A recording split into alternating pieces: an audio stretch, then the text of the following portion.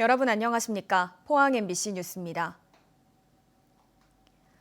국회 환경노동위원회 소속 의원들이 오늘 포스코 포항제철소를 찾았습니다. 이따른 노동자 사망 사고로 석 달 전 산업재해 청문회에서 많은 문제가 제기된 포스코를 현장 점검하기 위해서인데요. 현장 노동자들의 목소리에 더 귀 기울여야 한다는 지적이 나왔습니다. 박성아 기자가 보도합니다.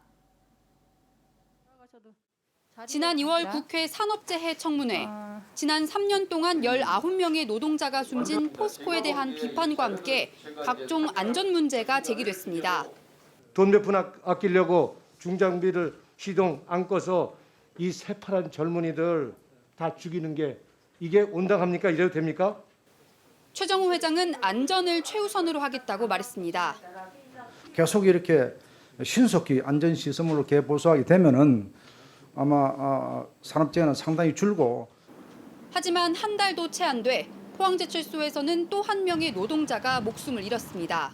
결국 국회 환경노동위원회 소속 의원들이 포항제철소 현장 점검에 나섰습니다. 청문회에서 제기된 안전 문제에 대한 포스코의 후속 조치를 살펴보기 위해서입니다. 하청 노동자들 중심으로 산업재해가 빈발하고 있기 때문에 이 부분을 어떻게 해결할 것인지 확실하게 오늘 좀 방안에 대해서 확실하게 말씀을 좀 해주셨으면 좋겠습니다.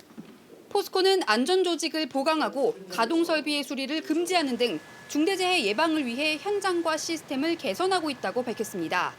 하지만 실질적인 안전 조치는 여전히 부족하다는 지적이 나왔습니다.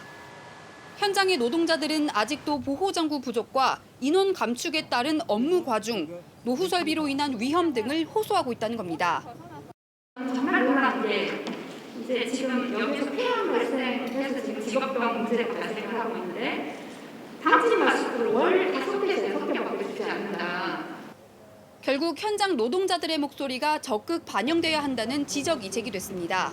근로감독과 안전대책을 세울 때 노동자의 참여가 보장돼야 한다는 겁니다.